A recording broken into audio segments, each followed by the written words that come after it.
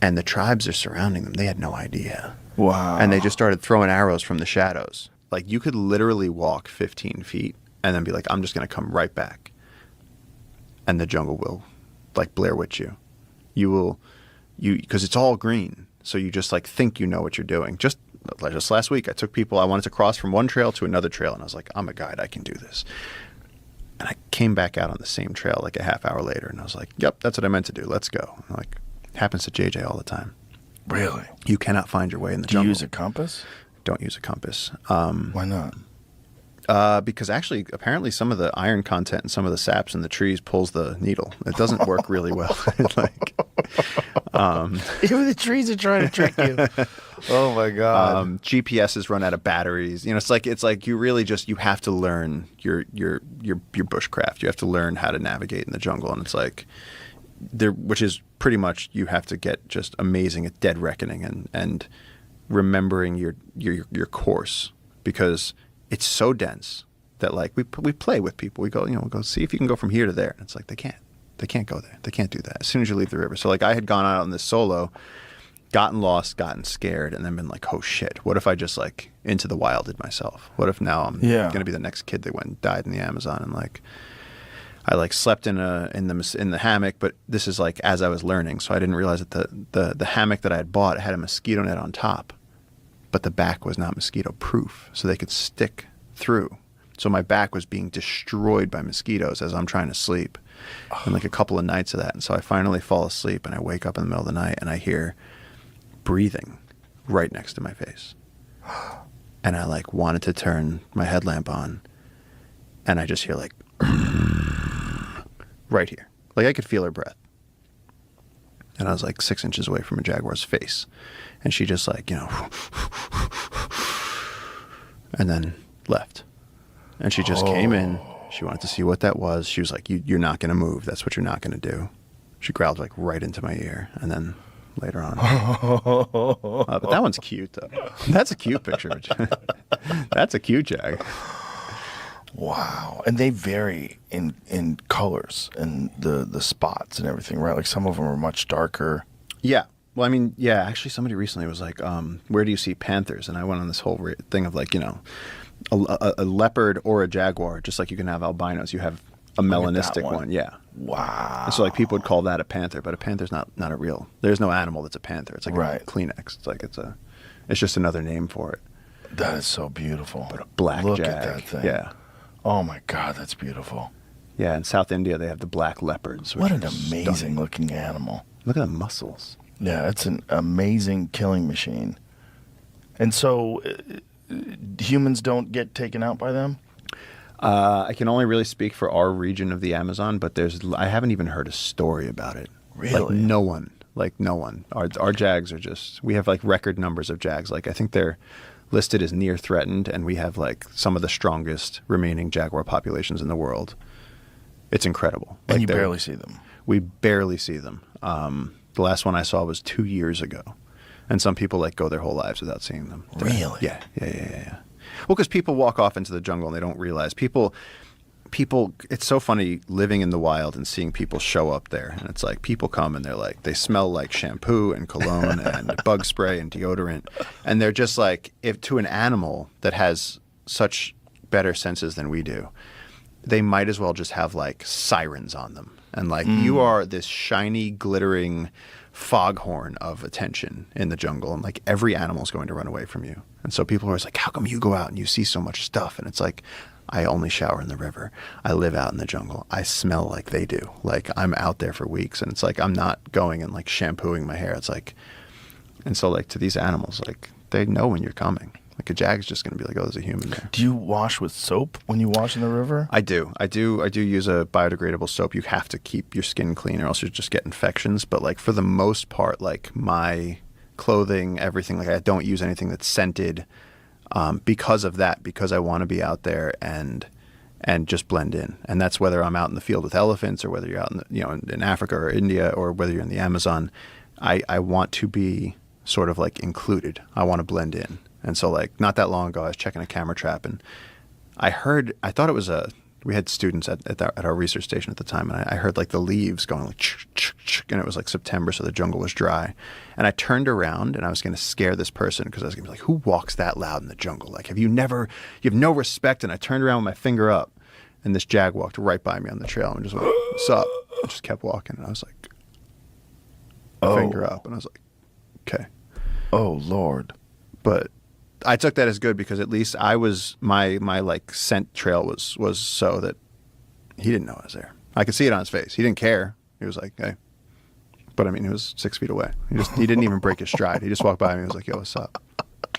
They don't think of you as food, so they just keep moving. No, and I think they're, with big cats, they're the mothers teach the young how to hunt, and I think they're so oriented, like with tigers, they're so oriented on horizontal, get the neck from underneath, break the neck from up top. And it's like when they see a vertical animal walking by, I think they're like, first of all, I don't know what this is. Second of all, it smells weird. Third of all, where do I even, you got to be desperate to take that risk. I don't think that lions are a different story, but with jags, with tigers, with leopards, I've never ever felt any fear being around a jaguar, like any fear. I don't even take pictures of them. I just enjoy it. Wow. I let other people take pictures. If I'm with people, I'll let them take pictures, but I will not lift my camera for a jag. I'll just stand there and just take it in. Yeah. You get to see them so rarely. I don't want to sit there finally seeing one and then put another screen in front of my face. Look through it through some glass. Like, whoa. Yeah. Yeah, that's our camera. They've started them. That's from yours? Yeah. Wow. Look at that thing. Yeah. That is so majestic. What an amazing animal. Those glowing eyes. Well, that's the crazy thing. You shine your headlamp into the night, and then when things look back at you, you got to wonder what it is. It's like, well, when there's two eyes in the front, there's two eyes in the front, yeah. But sometimes the deer, but then the jags do this thing where they move their head like this. They try and see around your headlamp. They'll like do this little side to side thing. Like the deer, they'll just blink at you. They'll just blink, and so you start learning the eye shines. You start learning the. Because then you can be out there at night and you look at something and people are like, oh shit, dude, it's a jag. And it's like, no, it's a deer. When you were saying that the uncontacted tribe were speaking in monkey calls, what are they doing? So JJ's dad used to tell us, he said, if you're ever out in the forest and something doesn't sound right, he was like, get out of there. And he was like, because they will use the tinamou calls, like the undulated tinamou is like, but like we know what that sounds like, but we also know what it doesn't sound like. And so like every now and then you'll hear one that's, different.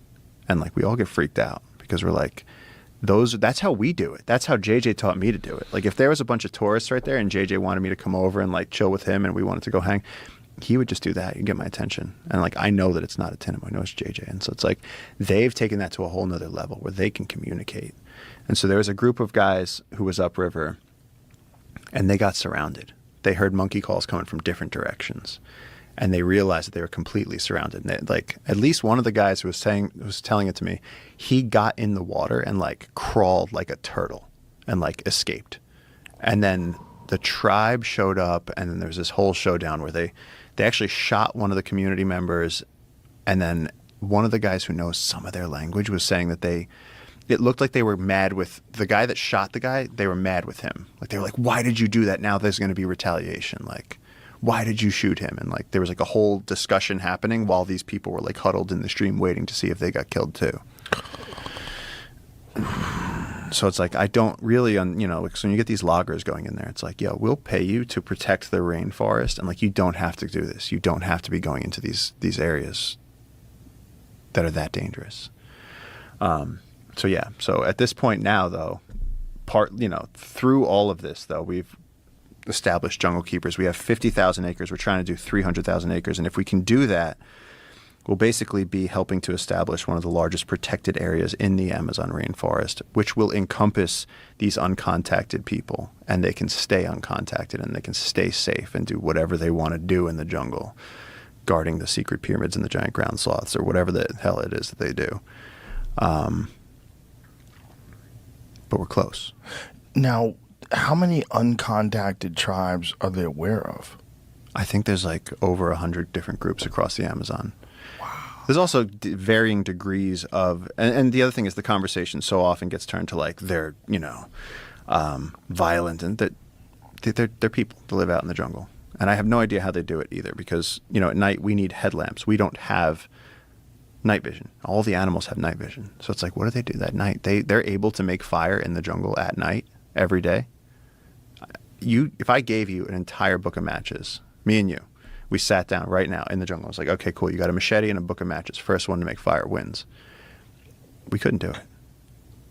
It's wet. Everything is wet. So how are they? What's their? Are they doing bow drill? What are they doing? So we don't know. We don't really know. No. We don't know how they do that. We don't know how they stay infection free. We don't know what they do with their old people. We never see old people. We never really see children. And so like they move around, and we see like groups of men on beaches. We see like that aerial picture where you see like a family group out. That's in turtle season, where you have turtles laying their eggs on the beaches, and the tribes will come out because that's easy food. You just pick up turtle eggs and eat them.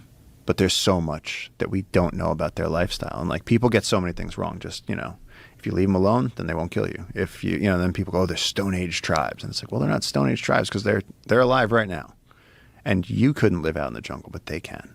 Right. So it's like there's elements of their botanical knowledge, their medicinal knowledge, their creation myths, their view of history. I mean, they're coming at reality from a whole different perspective than we are. Wow. And there's really no way to get... Does anyone speak their language? Do we know what language they all speak? Is it universal? Do they have different languages? It's not universal, and there was someone in our region who like captured a child from the Uncontacted, raised him in a very remote community, and people have tried, anthropologists have tried, they've been like, hey, so what was it like when you grew up? And it's like, it's dark. He's just like, I don't remember. Like no one's been able to get any information out of him. How old was he when they captured him? I think like 6. Like under 10 for sure. Does he not remember? Or does he just not want to talk about it? I don't know. There's all these underlying stories. Oh man, yeah. There's just. Then last year, some loggers went to a place they shouldn't have gone, and they got whacked. And sort of like the WhatsApp underground in Peru, like everyone was sending each other pictures because one of the cops like sent to his family a picture of what the bodies looked like on like day 6, laying on the beach with arrows in them and shit. And it was like, oh my God. It was like this. It makes you stay in bed at night. You're just like, I'm not going out.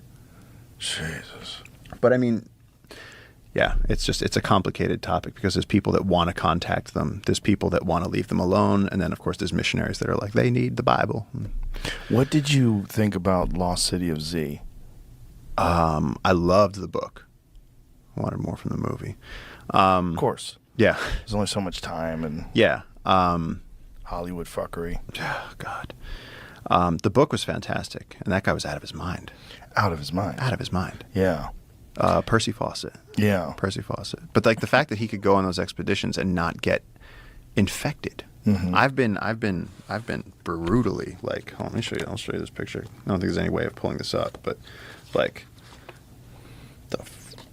oh my God. Like the jungle just gets into your skin. Oh, what is that on your face? MRSA infection. It started like, mosquito bites, and then I would scratch, and then you don't realize you're spreading it with your fingernails. And you like go like this and shit. And so, I mean, I almost died from that. Like that was, but I was staying in the jungle to like take care of an anteater. But it's like, how did you get free of that? Like if you're in the jungle, did you use antibiotics? Go home. You just go home. I had to go home at that point. I remember I got to JFK, and the guy, he like looked down at my passport. He goes, yeah, what were you doing in Peru? And then he looked up at me and he goes, buddy, what the fuck? And I was like, I'm just trying to get it. He like stamped it. He was like, go, go, go, go, go. He was like, go to the doctor. I can't believe they let me through. Right. You could have been infected with some crazy plague. Could have had like monkey Ebola. Like yeah. It looked bad. And I spent days in the hospital. Like it was really, really bad. But for Percy Fawcett to not, they would say like other people would be dying. There was somebody, I think the guy's name was Murray.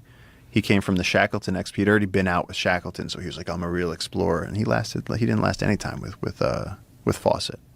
Because Percy Fawcett was just like, you can't keep up? Go die. You can go die with the mules. Like he just wouldn't stop. So my question is like, did he go out and eventually get killed, or did he eventually go out and like find the tribe that made him their king and just... There's no knowledge. There's no knowledge of it. Yeah, no one really knows what happened to him. And they said in that book that over 100 people have died looking for him. since he left. Because then the other expeditions that have gone out, all of those have died too. I did an expedition right before Lex came, I did an expedition in March. And me and JJ went to the back. We basically picked a part of the Amazon that we'd never been to and went, let's go see what's over there.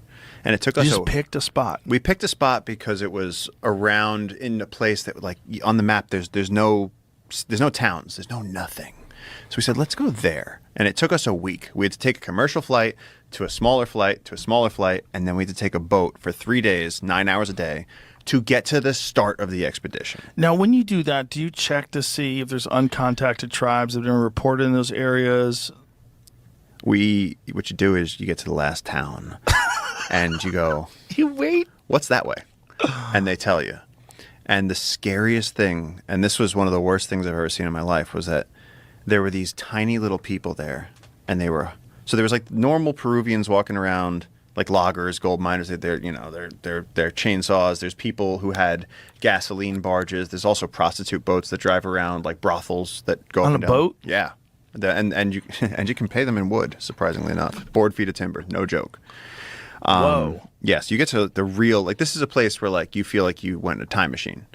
And you get out there, and there's people with modern machines, but then off in the corner, there were these little people, and they were still holding onto their bows and arrows. And you look at them, and as soon as you look at them, they hide. And we were like, who are they? And they're like, those are the Nawa. And we were like, what's going on with the Nawa? And it turns out that the Nawa were shooting at the oil company guys that were trying to get into this deep, again, a part of the forest that never has been accessed before. Now it's starting, people are reaching deeper into the Amazon.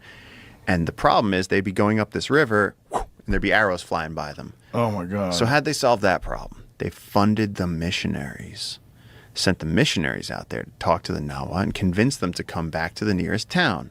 So these are uncontacted tribes who are right there. Like, we're standing there, like, kind of talking to them. We're like, hola. And how do the missionaries communicate with them? The missionaries go, like, Bible up, and they just hope. And they just fucking hope. Are these the Mormons? Like, what groups? I actually don't know. Mormons love to do that. I don't know what group it was. I know I saw the missionary, and he gave me a dirty, evil look and walked away. Like, this is dark shit. It was dark shit. The missionary gave you an evil look. Oh, no. These are not people that are okay. And so these terrified... Think about this for a second. What are the missionaries up to? They're working for the oil companies. They're clearing out the forest. They're clearing the way. They're just doing it peacefully. But are they actual missionaries, or are they acting as missionaries? Whatever it is, they're going with the missionary protocol, getting these people to come in. So what they did was, through 2 translators from Spanish to Yine to Nawa to something, we asked this guy, and we had to stay away because we didn't want to get them sick. And we had to say, like, what are you doing here? And the guy was like, I'm trying to go back to my house, like where I live, not my house, my jungle.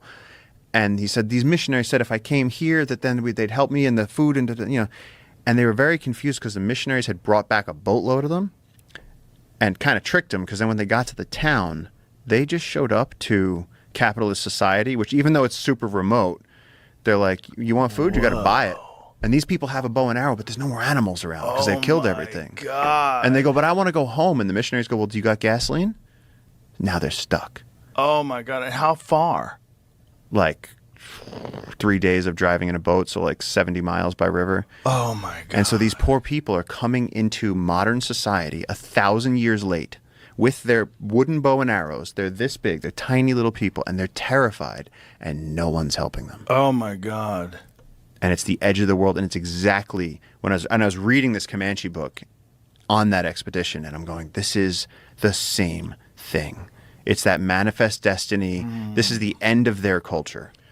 There's no one who's going to help them. And they were just terrified sitting there at the edges of the streets, and all these people are riding by on like motorcycles and rickshaws, and there's boats going by, and these people are trying to look for like a rat to shoot. Oh, my God. It was terrifying. Oh, my God. It was terrifying. I felt so bad for them because they had no idea. You could see they had no idea. And they don't even speak the language. They don't even speak. They're 2 degrees separated with language. So like you could speak Yine, which is the local tribal language there. But these people don't even speak that. They speak their language. So you'd have to go from Spanish to Yine to Nawa. Oh, my God. And we were there, and these people were going. So how does someone know Nawa that you talked to? Because one of the Yine guys that I knew had been living there, so he'd picked up a few Nawa words, and so they were going. So these people, how long have these people been there for? I didn't get that, but they were they were literally living in a camp at the like where the trees were. They stayed by the trees. They wanted to be by the trees. Oh my God. And so there's people like you could buy a Coca-Cola there. Like this was like you could buy gasoline, Coca-Cola, whatever. Way out there's a boat that has some like gasoline cylinders. You can fill up your boat, and then this is the long. It's like during the gold rush in Alaska. It's like the last place before you go into the wild. Oh my God. And it was really horrible to see. And I think reading that the Empire of the Summer Moon made it even worse because that's so dirty. So they trick these people into going to the town, and they just abandon them. Yeah. Oh my God. And these people, how could they know that someone would do that to them? They don't even know what a town is like, right? They don't even know what a town is oh like. My They're terrified. God. And so they're still, you see them, they're washing by the river and they're trying to feed their babies, but they're probably starving. no one gives a fuck. And no one gives a fuck. And they're treated like God. dirt too, because humans are humans. And so right. No one wants to help them. Nobody can talk to them. And then of course they're kind of frustrated, right? Right. So like they're not exactly friendly either. Right. Wow. So yeah, crazy. Have you seen that overhead fit? There's a view, like a camera is on some the helicopter or something, and it's photographing these guys, and they're all fucking pointed bows and arrows. This one, how wild is that? You think that's wild? I can show you something that I can't show publicly, but look at this. Really? Yeah, I got something that no one's seen. Ooh. This is from last week. I'm gonna show everybody. No, you're not. This is from last week. Oh wow. So what Joe is looking at right now is a bunch of uncontacted tribes standing in the rain, and again, they don't speak the language of the people that are trying to interact with them. So this is across a river. Are these those same people that were in that town? These are not the Nawa. This is a different tribe. Oh my God, man, this is wild. This is like imagining what it would be like to run into people hundreds of thousands of years ago. Are you on the single guy yet? Yeah. Incredible, man. I mean, that guy looks like someone from the past. Yep. He doesn't look like someone from now. Yeah. And so what they did was they sent them a canoe full of bananas. Now that guy's standing there in the cold shaking his head like he might just not know the word for blanket. It's insane, man. This is incredible. Yeah. And these are essentially some of the last people on Earth like this. Yeah, and so there's a huge debate about how we protect them because there's two camps. There's some people that say, they're running scared during the Industrial Revolution. They pushed further out and they're too scared to come in and get help. And then there's other people that go, no, they're noble savages and they live out there because they want to and they're the last free people. But looking at these videos and seeing some of the stuff, they're trying to carefully interact with some of the most remote tribes. And so there's people that live 7 days from the nearest town that speak a dialect of native language in the Amazon, and the tribes will come out and they'll come out and they'll come out and they'll just look. They'll look at them. They'll make gestures. They'll do things. But if you get too close to them, they shoot you. Ugh. So you can't just go up to them and be like, hey, man, what's up? Do you want some eggs? Right. You can't do that. Right. So what happens is this standoff on either side of the river where you have people that live a remote lifestyle and are very, very indigenous, but that can still interact with us, that the modern world have seen a dollar before, have seen a spoon, the wheel, blah, wearing blah, blah. an Under Armour t-shirt. Yeah, exactly. And then these people show up and they got their dicks tied to their stomachs and they wear no clothes and they're making sounds. Sometimes they're using animal calls. They tie their dicks down so they don't get scratched up. They tie him up. So if you look at this dude here, look, I'll just pause it on when he's. That's so gangster. It's like, yeah, man, I gotta tie it up. Otherwise, I mean, think about the stuff they're walking through. You don't want to drag it on the ground. Where everything's got a thorn. So look at that. Like he's got that thing tied up. But yeah, you don't want to get in. I guess you don't want like mosquitoes having access to the head. That could be a problem. That could be a problem. Aren't there like little fishies that swim up your dick hole too? That's only if you're peeing in the water. Oh. A much worse thing is when you take a shit in the jungle. Uh-oh. All the bugs are coming for you. Oh, so you gotta be on like dick patrol while you're doing that because you're gonna get bug bites on your ass, but you gotta make sure they don't go in your asshole. Well, sure. Right? Does that happen? That too? Yeah, because as soon as you crouch, dung beetles bigger than golf balls start flying through the air. So as you're trying to take a shit in the Amazon, so they know when an animal crouches. As soon as you fart, there are animals following you. And so you're sitting there, and you have to. There's a bunch of things you got to do. First, you got to break your stick, right? So you have like some leaves. The leaves is to keep your ass bug free, to get the mosquitoes away. And then the other thing you got to do is you got to be holding a tree because you're crouching, right? Right. But then you use your ass stick to swat away the dung beetles because they come in. Zzz, and one dung beetle hit my friend Mosin in the eyeball, and like scratched his actual eyeball because it flew straight. And they have rhinoceros horns coming out of their faces, and their exoskeletons brutal, and they're heavy. It's a big bug, and they're airborne, and they're moving quick. And when they want your shit because and they're gonna take it, and they're gonna roll it into balls, and they're gonna push it through the jungle, and they're gonna lay their eggs in it. Oh God! So yeah, taking a shit in the jungle is like a whole. You have to know how to do it. If you don't know how to do it, you could end up in a lot of trouble. Good Lord, man! So many things to think about, and this is your everyday existence. Yeah. When you went to that spot, when you decided let's go there. And it takes you 3 days, and you get up there, and you see these people. Did you wind up going deeper into the jungle and seeing how they actually live?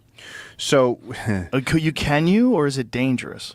Well, both. Well, I had some trackers with me who were extremely experienced in all of this. They knew where we could and couldn't go, and we went on it took us a week to get to the launch point, and then we went on a 6-day expedition from there, where we're eating fish out of the river, we're drinking out of the river, camping on the beaches. And then we did reach a point where they found signs of uncontacted tribes. And that's when it gets dangerous. And they went, we're going back. Wow. 100% going back. I mean, you have to. For everyone's, there's absolutely no way that you can continue going. You're going to either get killed or be killed. Like it turns into, I mean, these guys turned around, they loaded the shotguns, and they were like, we turned around this moment. They turned to the boat, and the moment that you Because they know you're there before you know they're there. Oh, they know you're there. Yeah, if you're coming in a boat too, it's probably making a lot of noise. Yeah. Right? Oh yeah. They hear that thing from a long ways out. 3 weeks ago, some loggers, they found them. They were the chainsaw. The loggers were chainsawing on the Tawamanu River. The loggers were, from the look of I'm kind of Sherlock Holmesing the image I saw. The loggers were cutting this log. They were dead where they were standing. So you think these guys are going cutting this log.